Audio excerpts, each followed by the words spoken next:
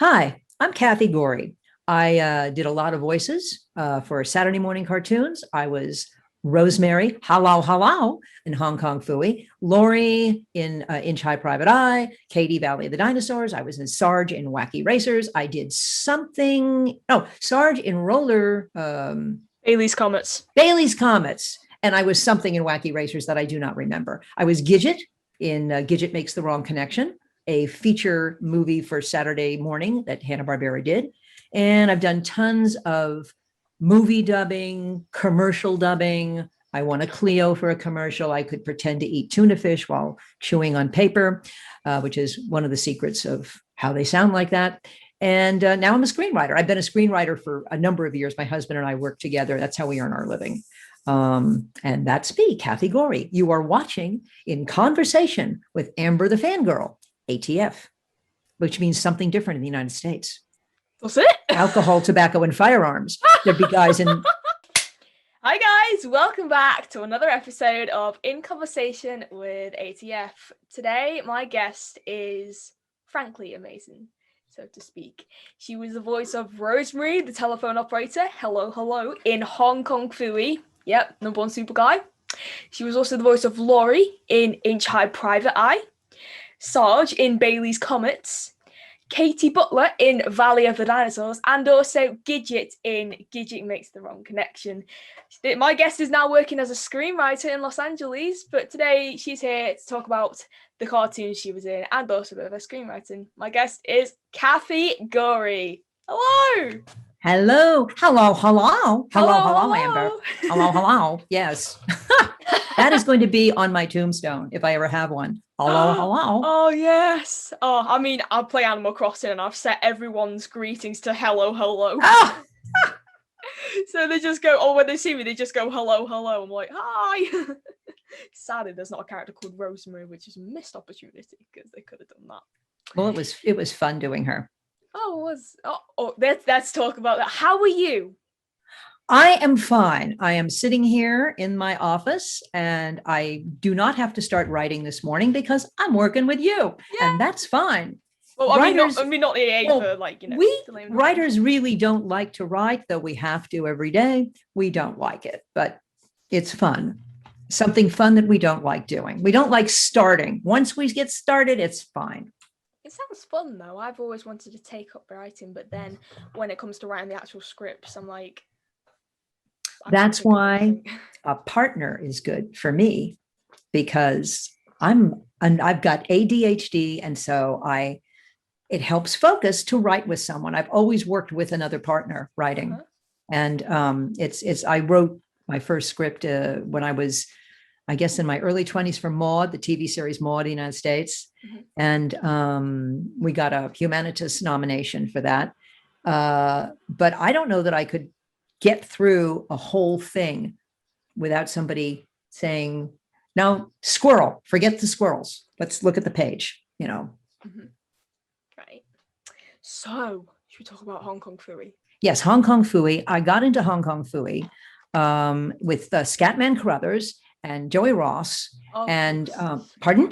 I was going to say, of course, Scatman. I love Scatman. Yes, Scatman, who used to bring his ukulele into the studio at Hanna-Barbera and entertain during, we'd have breaks, we'd record and then we'd take a break and then we'd record. And in the breaks, we'd kind of go out in the parking lot and hang out, and he would have his uke and he'd play his ukulele, and we would and he would tell me stories. I was the baby of the cast. I was like basically a teenager. I think it was like 18 or 19. And my age, because I'm 17.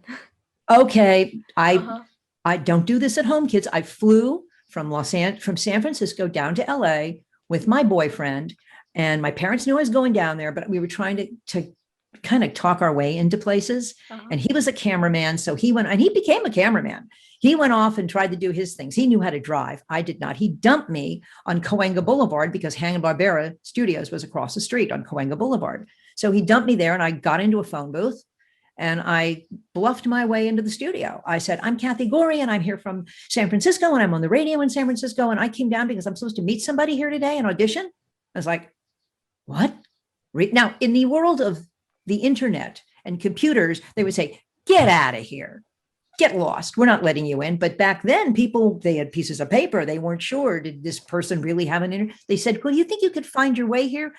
I'm looking at them across the street from the glass of the phone box. And I'm saying, oh, yeah, I think so. Well, how soon can you get here? I think I can get here pretty fast. Okay. So then I waited in the phone booth for a while so they wouldn't see me coming out of the phone booth from across the street and walking over there, so that they wouldn't think that I'm this teenage girl hiding. Mm-hmm. And they let me in. And I had an audition they said, oh, we're casting Gidget makes the wrong connection. So we're going to test you as Gidget. So, okay. So I tested as Gidget and I got it. And I was like, wow. And all of a sudden I'm going down to LA every few days on the plane to like record and do this show.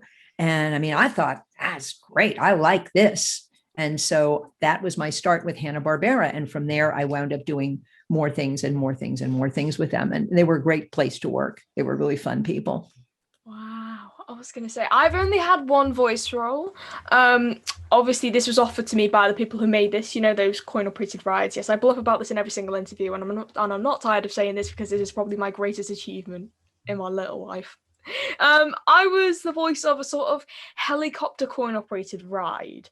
The company who made it, sadly now bankrupt, but it was fun to voice it there, you can see. You're the voice of that? Yeah.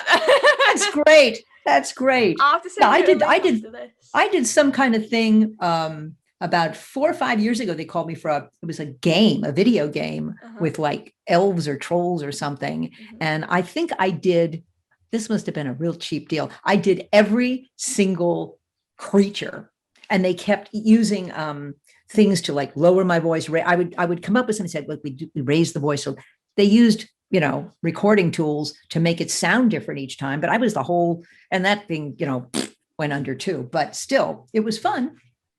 That's so cool. So there was no one else working as a voice actor in the game? No one else was doing the voices on this particular project but me. I should have known. When down there was like, okay, they paid me. It was fun. I enjoyed it, but it was a lot of, going, and then, they would slower. They could make you sound like anything now. In the old days, they could have a certain amount of control, but now, I mean, my God,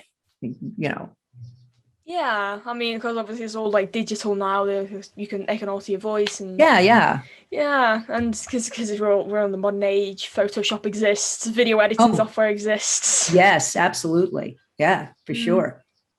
So, tell me about your time on Hong Kong Phooey. Was this your second animated job? That was my second animated series. Was Hong Kong Phooey, and it was only a year. It seemed to last, a long time. We didn't get a second season, but the thing has a life of its own. I'm shocked. When I started looking at it a while back, and my agent as a writer called me up a few years back and said, Warner Brothers is going to do Hong Kong Phooey, live action animated, like they did with, what was it, Roger Rabbit, with Eddie Murphy as Hong Kong Phooey. And my agent said, I really think we should get you in to do Rosemary. If they do this. Well, I thought, well, that's great. Yeah, I'd come back and do Rosemary, animated Rosemary or something like that. Obviously, they're not going to cast me as real Rosemary, but nothing happened with it. It just didn't, I every now and then I check and I look and see, they were going to do it. That was back in like 2010, 2011, something like that. Nothing ever happened, but I think it's it's very ripe for redoing. Frankly. It's been 10 years. Come on. Yeah. I mean, I think it's been so long since Hong Kong Phooey was actually on the air new that it wouldn't hurt to bring him back, and you could have a lot of fun with Hong Kong Phooey. I mean, I honestly don't blame you. I mean, there was a Wacky Races reboot only about 3 years they did? ago. They did a Wacky Races reboot? Yeah, they had a lot of, they sort of basically changed the series, added new characters. Obviously, still keep it. I think the only original races they kept were Dick Dastardly, Muttley, Peter Perfect, and Penelope Pit Stop. That's it. Everyone else. Yeah, I did something on that show, and I do not remember because it was another Patty Freeling show, and I had never worked at another studio besides Hanna-Barbera. And then I had to find my way to another place, learning to drive on the LA freeways, over to Patty Freeling, which was in another freeway off ramp. Yeah. So this, I mean, they've had a lot of Hanna-Barbera stars make more cameo appearances. Hong Kong Phooey was in an episode voiced by Phil Lamar. Really? Yeah, it was only just a one-off. These characters either make cameos, and it's just simply just one-off characters, anything like that. And also, there's apparently going to be a Hanna-Barbera cinematic universe, because following the release of Scoob, that Scooby Doo film, they're planning on a Flintstones film, a Jetsons film, a Wacky Races film, and apparently a Hong Kong Phooey film. So Eddie Murphy could come back as Hong Kong Phooey. Wow! Well, hopefully they will remember hello, because I'm available.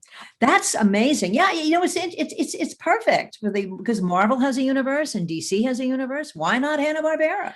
I was just about to say, because I hope you don't get involved in the whole celebrity typecasting thing, because it happened with Scoob. The whole Mystery Gang got recast with celebrity actors. Yeah. Like Will Forte, Zac Efron, Amanda Seyfried, Gina Rodriguez. But they kept Frank as Scooby Doo. Oh, of course. Well, he is Scooby Doo. That's the show. I was originally auditioning for Velma when they first were going to do it, and I really wanted Scooby Doo, and I didn't get Scooby Doo, unfortunately. Wow. But that's life. So you win some, you lose some. But I sure wish I'd won that one. That's one that got away. Yeah, definitely. Well, when I was saying about celebrity, I hope they don't recast Rosemary for a celebrity actress. I know that, say, Selena Gomez, Anna Hendrick. I can't remember her name. Yeah, but I do hope they get you back. Oh yeah, I mean, listen, there's a million people that could do it. It would just fun. Rosemary. Yeah, I'd be the OG. I'm Rosemary's grandmother. Hello. I show her how to work. They don't even have a switchboard like that. It's all, I mean, I have an iPad. Yes, sure, that'll work. Yeah. Yeah, of course. So yeah, what is this? An iPad? And right, exactly. The granddaughter just standing there. She's like, no, you press this and it comes on. You have to enter your passcode. Yeah, right. And that none of that stuff would work, But it would be fun to see a new version of Hong Kong Phooey. Oh yeah, definitely. I agree. To be honest, I think Frank Welker would probably voice Spot the cat, because of course Hong Kong Phooey had Spot the yellow cat. Right, they had Spot the cat. Don and Messick. I'm trying to think. Don. And then I worked on, I forgot, the new Tom and Jerry that they did in 1970, whatever. I'm not Tom, I'm not Jerry. I'm any other character that's not a man is me. Wow. I did a million characters on that series. Really? Well, yeah. I've been looking at behind the voice actors. That's where I got the characters to introduce them. It just has Hong Kong Phooey, Valley of the Dinosaurs, Bailey's Comets, and Inch High Private Eye as your roles. No. I did the new Tom and Jerry show. Wow. For sure. Because I don't think they include additional voices. Just I'm in additional voices in that, because I did a whole bunch of side characters for that. Yeah. So that's what I did there. If you hear a car going past, I'm looking out my window. I'm in another continent. I'm looking at my window. Oh, there's two massive skip wagons that have just gone down the road. Bear with me. I had a garbage truck here a little while ago. So. Hey, hi, I know, I've got a good idea. While I go and shut my window, why don't you continue telling the camera how, sort of I think we'll just cut this part out. How I started in voice? How I started doing voices? That's a good idea. Growing up, what were you like? Okay. Go ahead. Well, growing up, I was trouble. I had ADD. I ran around a lot. My mother would send me off to school in my uniform, and I'd be wearing it backwards by the time I got home. And it was, but I liked to do voices, and my mother would always do voices. She would read to me in voices when I was really, really small. So we started doing voices, and I would it was just a play thing. It was fun. It was games to do voices.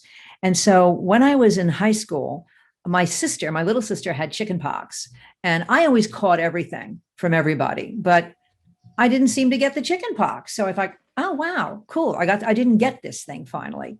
And so about 6 months later, I started having trouble with my eye, my left eye. And I didn't know what it was. And it was like, I was losing the vision in my left eye and it was painful. So my parents took me to the emergency room, and it turned out I had shingles in my optic nerve, which is, as a teenager, a kid, you're not supposed to get shingles. Turns out shingles is chicken pox. And I did have chicken pox, and it manifested itself that way. So I had to be in a darkened room for probably about 3 months with my eyes bandaged to save my sight is fine. I mean, I have 20/20 vision. These are Come like on, guys, we're currently these have are for 20/20 vision. These are for blue light. These are for blue light. Anyway, so I started listening to the radio because I couldn't watch TV. So I'm listening to the radio, and I decided to call up and kind of mess with the disc jockeys. So I called up this one guy and I pretended to be somebody. I can't remember what I did. I was, putting him on, and he liked it. And so I called him again and was messing with him again. And he said, I dare you to come down here and say that, do that. So I said, okay, I was drying the dishes for my mom. And I said, I'm going downtown. I finished, I got my, at that point, I had just recovered from this thing. So I was really a mess. It's kind of like getting over the measles. You got spots all over you. And I didn't think about that.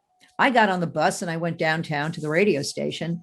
They must have thought I'm this like 17-year-old girl with like spots on her face from this disease I'd had and dark glasses. And I think what it did was it made the hair on that part of my head fall out. So I was literally like wearing like kind of a wig. Okay, it was just so messed up. It was just wrong. So I went down there and they saw me and it was like, I don't know what the hell they thought they were dealing with, but they liked me. I talked. Nobody could see me but them. So they put me on the air. And then about a week later, I got a phone call and they offered me a job. And they used to call me up when I'd be getting ready for school to put on my school uniform. And this would be appropriate for the UK. They said, well, the Queen is visiting California right now. Wow. Could Kathy please, if I call up, I will say, we're calling the Queen and asking her how she likes it here in California. Could Kathy be the Queen? My mother goes, they want you to be the Queen in 5 minutes. I was to stand on the heating grate to stay warm while I was getting dressed. Yeah. I grew up in a blue collar household, kind of the equivalent of if you were a Cockney in London. That was my background. And so, and I had to learn to talk properly. But anyway, I did hello, and I would do the Queen, my version of the Queen when you're 17 years old. And I would make jokes with them and they liked it. And so I got a job on the radio and they were paying me, I think like $50 a week or something to be on the air, go down there. And I did the morning show. So I would get up, I'd graduated from high school at that point and I had started college. And I was working from 6 a.m. till 10 o'clock in the morning on the radio. I was falling asleep in school and I had a scholarship in drama and theatrical stuff to college. And I had a full scholarship. They had awarded me because I'd won an acting competition. And so I just couldn't stay awake. So I talked to my counselor. My counselor says, well, you're having fun with all the voices. You're doing all the radio. He said, you can always go back to school. So why don't you just quit and do that and give the scholarship to someone else? So I did. I quit. I gave the scholarship to somebody else after a year. And I went full-time on the radio and started doing voices and doing commercials. And then I decided to try to get down to LA and therefore Hanna-Barbera from a traffic island, on the phone. And after that was it. Then what happened was they said, if you want to do more voices, you have to move to Los Angeles. And I'm thinking, well, how am I going to, I don't have money to move to Los Angeles. I'm getting $50 a week on the radio from these people living with my parents, Then United States had a baseball strike and there was no baseball. So there was a lot of radio. So at the radio station, they said to me, we don't have enough people. We want to put you on the air by yourself, not with your co-host. So on the weekend, can you do that? Okay. So it was my first time doing a radio show in San Francisco, all by myself. And what happened was a scout from Los Angeles was in San Francisco for the weekend, and he was driving around listening to the radio because they were looking for somebody to fill a spot on this big station down there, 50,000 watt station, the biggest station in LA. And he heard me.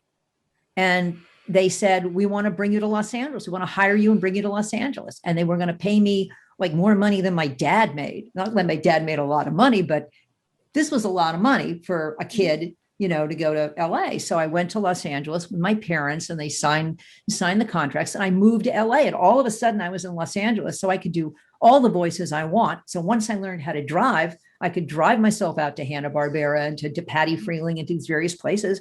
And that's how I wound up in LA, because some guy heard me on the radio during a baseball strike. And prior to that, there were no women. I don't know how it was over there, but in the United States, there were no women on the radio because they said people don't want to hear women's voices.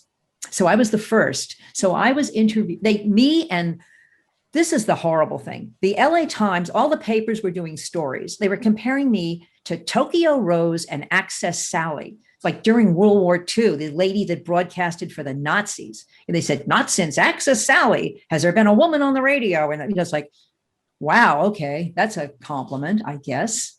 But that's how I started. And then after that, because they were also on the policy of things were changing in the United States, they wanted to do affirmative action. They wanted to get minorities. They wanted to get women into places in broadcasting, which they had been denied. So they said, let's start with a woman. And then I found out when I got down there, they expected me to fail. Some of the powers that be said they didn't want a woman on the radio. They were hoping I would bomb, that I would be terrible. And what happened was I was named by the LA Times as one of the 10 best disc jockeys in LA. I was nominated by Billboard magazine as disc jockey of the year. I had a big following. In fact, John Lennon even called me on the phone when he was when he was in the United States. And he was out in Los Angeles hanging out with Harry Nilsson, and they were taping like sanitary napkins to their foreheads and getting kicked out of places. He called me one night on the phone. I get this, I'm on the air, the phone rings, and you don't take calls on the air unless you're going to put them on the air. And so I said, I answered off the air, and he says, hello, this is John. You're crazy, Kathy. And I said, who is this? This is John Lennon. And he, I can't do it. But anyway, he said, you're crazy. He said, I love what you're doing. So we had this long talk. I said, you're not John Lennon. John Lennon's not calling me. I didn't believe he was John Lennon. I said, I'm not putting you on the air. He wanted to go on the air. So I'm not putting you on. I said, because I don't know who you are. You tell me you're John Lennon. And no, I'll talk to you off the air. So we talked for about an hour. And he was amused, highly amused. He laughed. And then I said, I got to get back on the air. I can't keep doing this on the side thing. So bye. The next morning, the A&R guy from Apple Records was at the radio station. I was in my office and he came by and he said, you're a very lucky young lady. And I said, wow, what do you mean? He says, well, John called you last night. He was cracking up. He didn't believe he was who he said he was. You wouldn't believe him. He was trying to get on the air. And I said, that was John Lennon, really? And he said, yeah. He said he thought it was really funny. I said, well, he can call me back. So the next day, John Lennon called me back and I talked to him and he cut promos for me. Listen to Kathy Gori, she's crazy, And so I had little ads for me cut by John Lennon. Wow. And that was my experience with John Lennon. And he used to listen to me on the radio when I was in LA. I had a lot of celebrities and people who were up late because I was on the all night shift of midnight to 6 a.m, 5 nights a week. And so they heard me. So I got to know a bunch of people. Brian Wilson used to listen to me, used to call me from the sandbox and tell me what the weather was outside. Ben Gazzara, they used to listen to me, and the Gazzara and the other guy, I can't remember his name. You remember? Oh, Peter Falk, and the voice from the back, my husband. But yeah, and it was really fun. And then I was doing all the animated voices. So I would be on the air from midnight till 6, go home, sleep for a couple of hours. And now ADD, you can do this. You don't need drugs to do this. You just can do it. And you get in the car and you drive to Hanna-Barbera, and then you work for several more hours. And then you come home and you collapse for a couple of hours and you sleep. Then you try to rest a little bit and then go into work again. And I was doing that, just working all night long, working during the day, doing voices, and then going home and sleeping for a little bit. And you can only do that when you're like 19, and being ADD helped a lot. And so I was just spinning along and it was fun. Oh, good on you, Kathy. I'm Yeah. not sure if you saw me laughing before. I was looking at my neighbour's roof. There was a scrap between these two pigeons, and then one of the pigeons just stood on the roof, and then he just slowly just like slid down the roof like that, just standing in the exact same position. I was like, no, what are you doing? You're gonna fall. And he just flies off at the last second. I was like, You are the same as me because, I'm looking, I've got trees here. I don't see anything here, but if I were another, I'd be watching squirrels. I've got squirrels, hummingbirds, they fight with one another, all the junk, all the creatures that come into the yard. You know what I mean? yeah. And yeah, I get very easily distracted. I just think of like just put on a David Attenborough voice just about these pigeons just flying on a roof. We don't have any pigeons here. We got crows and quail, lots of quail. I never see any pigeons, but they're around, I guess. I just don't run into them. Well, when I went to Wales, we were surrounded by the most beautiful wildlife. We had, I was about to say foxes. We didn't even have foxes. We had geese, we had ducks, we had bats flying around at night. We had cows, sheep.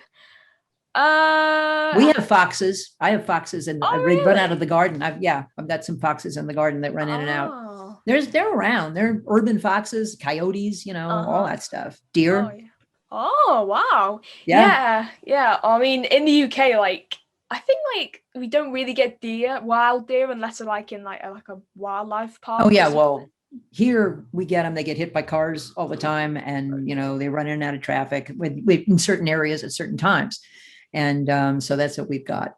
And but the voice stuff was a lot of fun. When I did to Patty Freeling and we did Bailey's Comets. That was fun. I worked with a whole bunch of people on that. And you mentioned Frank Welker earlier, and I worked with Frank a lot on different things. Wow. Yeah, he's a great voice guy. Great voice guy. Are you still in touch with him or not? No, I haven't talked to Frank or seen Frank in a long, long time. When I started writing, I lost track of a lot of the all the voice people that I used to know a bunch of, because I wasn't on that circuit anymore. I was doing behind the camera, the voices kind of behind the camera too, because you can't see us. But I was doing the writing part, not the actual acting part. Yeah. Well, I'm meeting him in Scotland, Edinburgh this October, so I'll definitely say hi to him. Well, say Kathy Gori from says hello from Hanna-Barbera. Yes. I will. Yeah. I definitely will. If he remembers me. I think I'm trying to remember whether he was one guy I had a crush on. I might have had a crush on Frank when I was young. Yeah. I do remember, working with him though. He was great. Oh, speaking of Comic-Con right now, it's about 10 to 7 and about not 7 minutes, I can't even count. 10 minutes I'll make another guest announcement. So I think in about 10 minutes I'll just be like, oh yeah, such and such is going to Comic-Con Scotland, and yeah, I'll see Frank and stuff like that. Oh yes, I've just remembered. So Hong Kong Phooey, I've just remembered Wally Burr was the voice director. Wally Burr. Oh, wow. Yeah. Wally Burr. Yeah. Now, I didn't know he did voice direction for Hanna-Barbera. I know from voice directing G.I. Joe, My Little Pony, Transformers. Wally Burr. Yeah, I know Wally Burr. Wally Burr. And then the other guy that directed a bunch of things was Alex Lovey. Mm-hmm. Lovey, Alex Lovey. He directed a bunch of stuff. He directed Gidget, I think, unless he produced it. I don't remember. I'm bad at names too. But I haven't thought about him in a long time. Yeah, he passed about 4 years ago. I think he was in the 90s. I'm the last living Hong Kong Phooey person. I thought that at first. But I looked at the Wikipedia page. I've got friends who always will remind me of that. You're the last one alive. If you don't count the additional voices, you're the last surviving cast member. But if you count the additional voices on the Wikipedia page, it's Frank and Alan Oppenheimer, who are also still alive. I was talking about Alan the other day because Alan Oppenheimer played my father in Valley of the Dinosaurs. Oh, did he? Yeah. Wow. Yeah, I worked with Alan, and and then there was Sue Blue. I don't know if you know Sue Blue. Of course I know who she is. She voice directs everything. I've been trying to get an interview with her actually. So Sue Blue and I. It got when, I don't know if you ever see the Poppin' Fresh Doughboy commercials for Bisquick in the UK. I don't know if they bother to sell these frozen buns there, but anyway, they do Poppin' Fresh biscuits. It's a little fat little guy with a chef's hat. Oh, Pillsbury Doughboy. Pillsbury Doughboy. Yeah. Poppin' Fresh, the Pillsbury Doughboy. Well, they wanted a bride for Poppin' Fresh. So they went on this massive search to find a female Poppin' Fresh. I don't think they even used it, but audition after audition after audition, it came down to me and Sue Blue to be the bride of Poppin' Fresh. Wow. And I will never forget the audition. It was the two of us. She did her thing. I did my thing. We left. She got it. She was the bride of Poppin' Fresh. If there ever was a bride of Poppin' Fresh, I didn't get it, but that would have been fun. Yeah, you would have made growth. Yeah, first of all, excuse me, words getting muddled up. What I was gonna say was, firstly, you would have been great. I've obviously never seen the Bride commercial. No, I never did either. It was just some kind of, she was going to give him a girlfriend. Or Mrs. Poppin' Fresh is what they wanted to do. And I don't know if they ever did it, but we had a bunch of auditions and she did get it, not me. So I was going to say another thing. Sue Blue and I are friends on Facebook, but unfortunately we haven't spoken as of yet. I'm actually trying to get her on this little interview show. Yeah. I've emailed her, but I've had no response. So Sue, if you're watching, come on, don't be shy. Yes, come on, Sue. I don't think I know her on Facebook, but I might know people who know her might be able to. I'll check and see if I know somebody who knows her. It's like, answer this girl. Yeah, I mean, everyone always does this. They like say to people, because I've been trying to get Frank on this as well, and they're like, oh yeah, I'll tell Frank. Oh yeah, I just had this really good interview with this. I think you know this girl Amber Jones. She does this interview series. I mean, Frank already knows me because I've met him in person in Liverpool, twice virtually. And I think he knows me quite well. He recognizes me. Well, then there you go. And he called me amazing. So, well, you are. I mean, I love the idea of you're doing this because I wish I had these things when I was your age. This would be why I wouldn't be standing in a traffic island with a phone booth trying to talk my way into Hanna-Barbera. I could just put myself out there. I wish I worked with Scatman Crothers and Jerry Ross. Well, Scatman was just great. In fact, I play the ukulele, but I don't know if I didn't play it at the time that I knew Scatman, but he was just an amazing entertainer and a very nice person. Well, I find it kind of cool how Wally Burr then goes on to direct Transformers, which Scatman was also when he played Jazz, the Autobot, and also like Casey Kasem, Frank Welker. Oh, I worked with Casey Kasem, yes. And Don Messick, they were also on it as well. So Yeah, I worked with Wally Burr, I remember.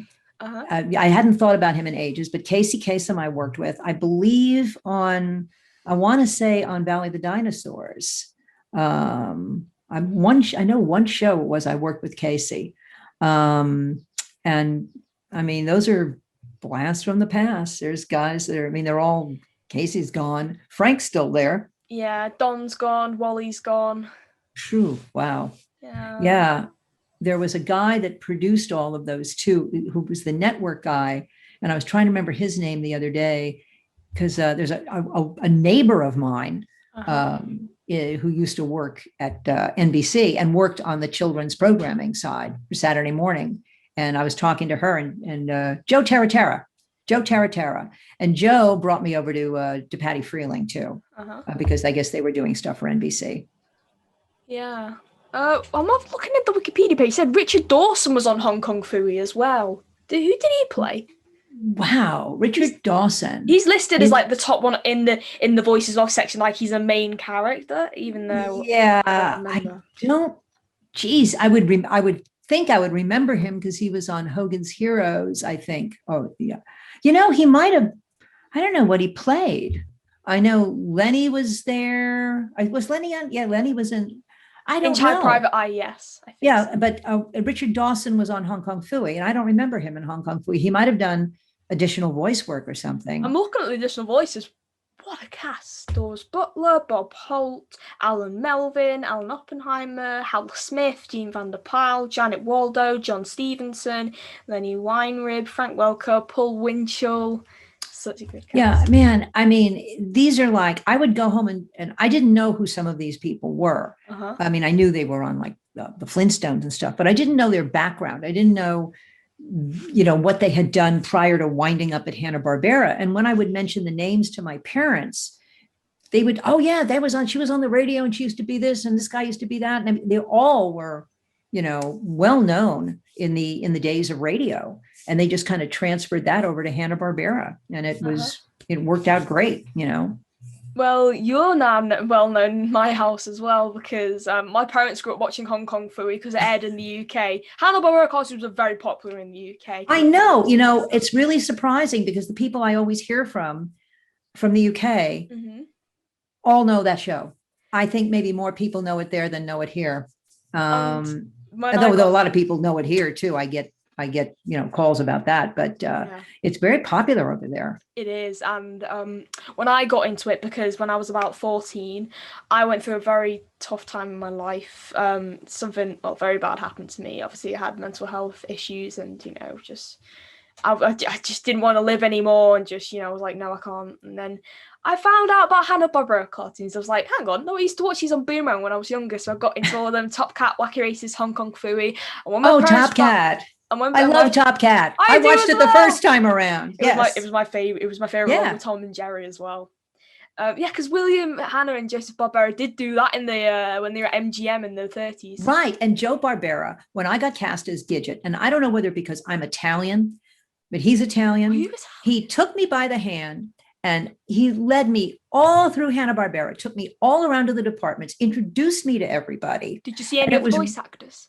Yes, no, to everybody, to the animators. He gave me a tour of the place. The voice actors, but the people I was working with. But when I was cast as Rosemary, Gidget, when I did Gidget, he took me around and was really nice to me. And I heard, you're Italian, he's Italian. He likes it, the nice Italian girl. And he took me, and I saw the animators, and I saw the people drawing and doing stuff. And, cool. It was impressive. Wow. That he gave me that nice little tour of the place. I never got another tour of it, but I did see it with him.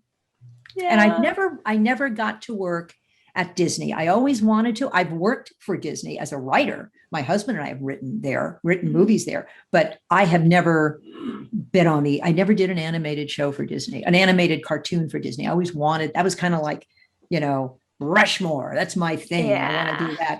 I never got there, but what the hell? All I was going to say was my parents found out I liked Hong Kong food. They were like, we're proud. My parents still scream me with hello sometimes. Oh God, that's great. Yeah. I don't even know if my parents ever watched it. Actually, they died a couple of years ago. They were like 100 years old practically. And of course, I don't know if they ever did see it, Mm-hmm. And I know they didn't see Bailey's Comets, and I know they didn't see Valley of the Dinosaurs. Yeah. And Jackie Haley, Valley of the Dinosaurs, got nominated for an Oscar a few years back for I think the movie was called Little Children. Little Children, and he also was in, I believe, Watchmen. Might have been in the series, and he was a kid. He was younger than me. He played my little brother. And he had just done Bad News Bears, I guess. And that's one who made it big as a movie actor from those shows. Oh wow! Oh, sorry, I was just looking at announced the Comic-Con Scotland. Alicia Silverstone. She's from Clueless, apparently. Oh yeah, I know. Yeah, because my husband's went to NYU Film School with the woman who wrote and directed Clueless, Amy Heckerling. Yeah. Wow. That's so cool. Well, yeah, she's just been announced from. Well, actually, I'm looking at the Clue thing, and they said we don't have a clue for you. Clueless. Oh, I get it. Oh, right. Okay. To be at Comic-Con in Scotland. Yeah, this is the one in Edinburgh that I'm going to, where Frank Welker's also going, and Peter Cullen as well, because they do conventions together. That's cool. Yeah, I've never done the convention thing. That was going to be another question I was going to ask you. Have you ever done more conventions, or have you ever done any conventions? I'd love to do a convention. I don't know how to do it. I mean, a friend of mine did Xena Warrior Princess. He wrote and produced Xena Warrior Princess, and he's the only person I know, this guy, and I've known him longer than almost anybody in Los. He was one of the first people I met in LA. He is the only person who sends me snail mail. He doesn't use the computer. I mean, I guess he does. He must use a computer, but he sends me little clippings from the paper. And he sends me clippings about all the, the various shows and stuff. And he does these conventions. He wrote a book about that Xena Warrior Princess and Hercules. And he does the conventions. How do you do a convention? What do you do? Well, you have to get invited. Well, it's well, that's the one thing. I can't talk my way into that. I can't be in a phone booth and say, I really would like to. I'm supposed to be at this convention. I'm supposed to be there like an hour ago. Gori there. I want to see Kathy Gori. So you've got to demand me at a convention, and if they ask me, I'll go. I can stay with my friend Diane in Kent. You sit at a table, you sign autographs, you do photo ops with people, take photos with people. And that would be fun. That would really be fun. But the thing is, right, okay, so there's a completely different company who's doing ones in London and Birmingham. I'm going to ones that are in Liverpool and Edinburgh. The ones in Birmingham and London, they're announcing a new policy: no handshakes, no hugs, no high fives. Oh, because of COVID. Oh, yes. Yeah. If they did that in Scotland, I was like, well, there's no point in meeting Frank then. If I can't hug him, if I can't handshake, well, he fist bumps you, but he doesn't really do. Well, I mean, there was a no handshakes rule when we went to there because obviously it was just before the pandemic started. I wound up finally getting vaccinated. Now I'm greeting everybody like, I don't have to wear a mask outside, but you still have to wear a mask indoors here in California until like another week. And then it's like, hey, you can take them off. I'm not vaccinated. I haven't been called up for it yet, but they're slowly doing it because they're now thinking about over 25s can now get the vaccine. So that's my elder brother. Yeah. My elder brother's well, they were starting at a lot older than me, and then it went down. And then also it went down. Then it went down. Not care workers. What are they called? Oh, care workers, frontline workers. And people living in congregate settings and key workers, that's what they're called. In the UK. Key workers. Yeah, key workers. Key workers like doctors, nurses. Yeah, frontline workers. And so, I had to go out to the fairgrounds when I got my call. And so, okay, we're back. So I went out to the fairgrounds with my husband and we got vaccinated. Then we had to go back about 3 weeks later and get vaccinated. Then I was doing an interview like this with a show that's on in the United States, coast to coast in the mornings. And the day after I got my second vaccine, and I thought, how sick am I going to be? Is this going to be weird? Am I going to be like throwing up on camera or, and it turned out, no, it was fine. I felt a little creepy. I got up. I thought I was going to puke before I got in front of the microphone. I didn't. I was okay. I did the interview. I went back and slept for the rest of the day. So, but it was not bad at all. That's literally the dream job for me. Voiceover, sleep, voiceover, sleep, voiceover, sleep. Yeah, exactly. That was sort of like my life anyway. But for many years, voiceover and sleep, talking to a microphone. So that's it. Yeah. And wearing these stupid cans. Oh no, they look really cool actually. I wanted to get little. I should have I have these, but I'm wearing this for. Oh no, sorry, I thought they were AirPods though, they're wired ones. I have AirPods, but obviously they're not compatible with my computer, so I always have to wear these black wired headphones. They're really cool though. I'm on my husband's giant screen thing right now. I have a monitor on my computer, but I didn't have enough. I have a clip-on camera on mine. Oh, really? Because I have an my computer has a camera, but I like to use the big monitor. So I bought a big monitor with a little camera on it. And, because I have an AirBook, Apple AirBook, everything's Apple around my house. Yeah. So, before we wrap up, there's only just a few more questions. Just a handful of questions I really want to ask you. Let's quickly talk about Inch Eye, Private Eye. So what was it like doing that show? Because I did that show with Lenny Weinrib, and there was another guy on the show that was, I don't think he ever did anything else at Hanna-Barbera. He played Inch Eye's assistant. And I can't remember his name. I did go out with him once, and I went out with Lenny a bunch. I dated Lenny Weinrib, like I told you, for a while. And he was like my dad's age. So I was one of those. It's like, okay, you're what, 20? You're going out with this old guy. But he was very nice. And I learned a lot about voice work from Lenny because he'd been doing it for so long. Is there a name in there? It's like, I can't remember his name. It says, Inch often lists the help of his niece Laurie, her muscle-bound friend Gator, and the dog Braveheart. Braveheart was Don Messick. Yeah, Miss Gator. Miss Gator. Yeah. Bob Luttrell. Luttrell. Bob Luttrell. Yeah, Bob Luttrell. Bob Luttrell. Yeah, that's him. Is he still alive? Yeah, he is still. He is. Yeah, I don't know what he's doing now. I looked him up a while back. John Stevenson was in it as well. Wow, what was he like? Which one? John Stevenson. Oh, John Stevenson. Yes. I can't remember what he played, but I mean, I remember him because he was an actor. Mr. Pinkerton, along with Jean Vanderpyle was Mrs. Pinkerton. Okay, so they must have been villains. My take on him is he was a villain. Yeah, the boss. They were the boss. The gang boss. Yeah. Oh wow, it's really sunny over here. Like there's just really dark clouds, but it's just like a big sun, so that's why they call it golden hour over here. It's late in the day. Yes, right. Yeah, here it's 7:10 at night here. Yeah, okay, so it's 11 o'clock in the morning, a little after 11 here, and it's sunny, and it's very windy, and it's chilly, and of course we're approaching in California fire season, so it's like, do we have to run again this year? Every year I have to run. We have to throw everything in a bag and get out of here because run.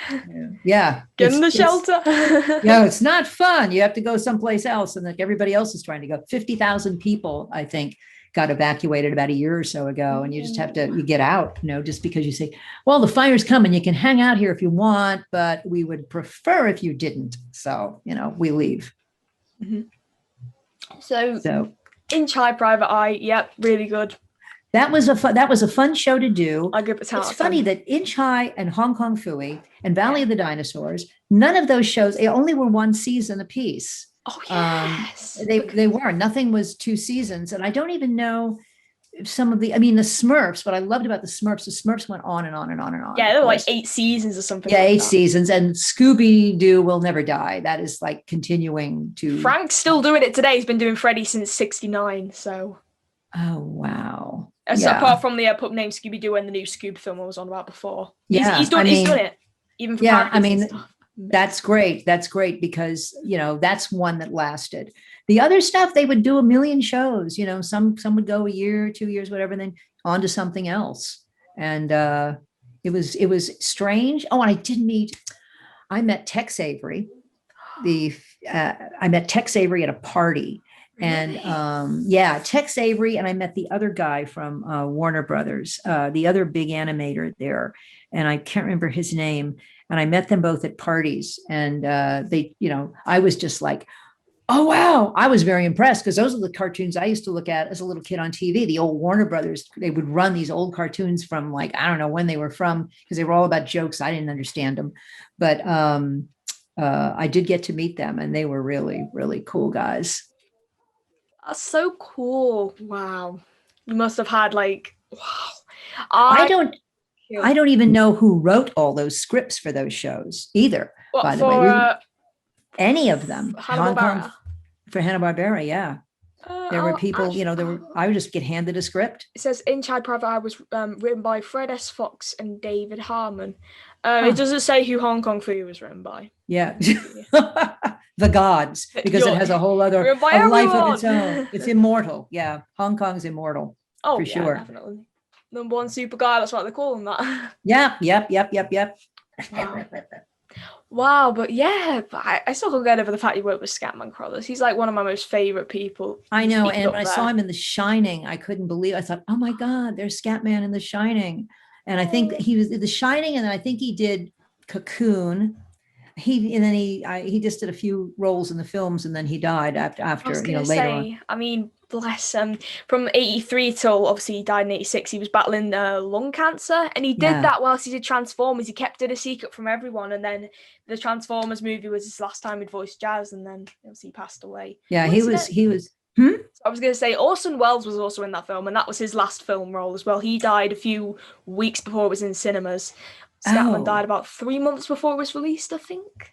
I never worked with Wells. I know people that did. Yeah. He was an interesting fellow. It was just him and Wally Burr in the recording session because I'm sure. Wally used to do these 8-hour recording sessions. People kept saying, "Oh yeah, Orson Welles was killed by Wally Burr in his long recording sessions." Well, we would go. Did Wally Burr? Did you say Wally Burr did Valley of the Dinosaurs? He did Hong Kong Phooey. Hong Kong. Because I remember one of those shows had very long recording sessions, and it was probably Hong Kong Phooey, that we would be there like hours all day and then come back and all day. And I didn't care. It doesn't You say know, I didn't know where I was supposed to be. Dinosaurs. So midnight. It doesn't say who voice directed, what's it called? Valley of the Dinosaurs. Just says the cast, you know, Joan Gardner, you, Don Messick, Alan Offenheimer, Frank Welker. And then the woman who played my mother was not June Gardner, was another woman who was Shannon Farnan. Shannon Farnan. And Shannon Farnan's sister was an actress, and Shannon Farnan's sister was in the movie Sound of Music. She played the oldest daughter of Captain Von Trapp in Sound of Music. So cool. Yeah, and she was I don't know if she was a younger sister or an older sister or what, but I think I'm friends with Shannon Farnan on Facebook, but I don't go to Facebook that much. You know, I go to Facebook to see, first of all, is anybody reporting a fire anywhere near me? Secondly, just to see what's happening. If anybody I know, any high school friends and stuff. I spend most of my time, I'm on Twitter. That's the easiest way to find me, on Twitter. Facebook, I do go there. I hang out there, but a lot of pictures of cats. You know. Oh, I was literally gonna ask you, where can we find you on social media? Do you have a website? Oh, you can find me Kathy Gori at Twitter, and I'm Kathy Gori on Facebook, and I'm there, and people send me messages, and that's where I am mainly, there and there. And I have a cooking site, my hobby, that really? I've had for 11 years. It's called The Colors of Indian Cooking. I've cooked Indian food for something like 31 years. Wow. And so I cook a lot of Indian food, and I write about it. And I just got into it big time. And my sister-in-law, my husband's sister, is an Indologist, and she's lived and worked in India. And she got me started with it ages ago, you know, and I do that. That's one of my big hobbies, and I write about it. I write about other food too, but I love to cook. It's instant gratification. I used to bake cookies for the guys at Hanna-Barbera, but you could actually probably break a window with them. In those days, they were really hard and not good, but now I do. Yeah. So The Colors of Indian Cooking is my food website. Wow. And, I'll definitely check that out, because I did cooking as a GCSE. Yeah, it's at the bottom of my email. When I got any kind of an email from you or me, you know, you'd see at the bottom of the Colors of Indian Cooking. Yes, of course. Wow. Yeah. Kathy, can I just say, it's been amazing talking to you. It's been great talking to you. I love, you're 17, you're doing this. This is terrific. Keep doing it. You're very good at it. Oh, can I get that in the drawer? 3, 2, 1. Oh, wow, what a shot. Just putting something away, just, you know, when you just think you can trick shot, you just toss it over to one side and you're like, oh, yes, it got in like the drawer thing, pocket. Yeah. Listen, my whole computer in front of me is like wind up things and toys, and all my musical instruments are behind that way. And it's like, you know, I mean, I got to have stuff to amuse me while I'm actually working, or I can't concentrate. Yeah. I have to distract myself with something. And I'm sure you know what that's like. Oh, I of course I do. I live a life on a daily basis, just getting distracted constantly, and also because I have autism as well. So, yeah, life. Well, no wonder we communicate well, because I am highly inappropriate with many people, not knowing I don't know who they are. I have face blindness, so you know, I constantly mistaking people for people, and I might ask you a strange thing. I may finish talking to you and just walk away, forgetting to say goodbye. So, but I've taught myself more acceptable manners. So over many years, I've gotten there, kind of. I still have to tell my husband, did I do okay? Should I have said goodbye?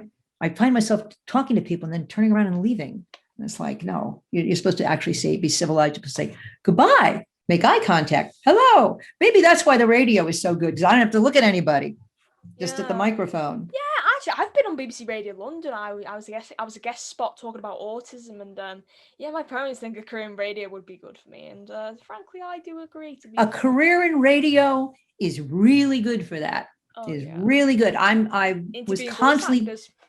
Yes, exactly. You could. It's constantly being told, look people in the eye, Kathy. What are you looking at? Look people in the eye. Forget about the squirrels. Forget the squirrels, and say goodbye when you leave. Yeah. Anyways, to you guys at home, thank you so much for watching this episode of In Conversation with ATF.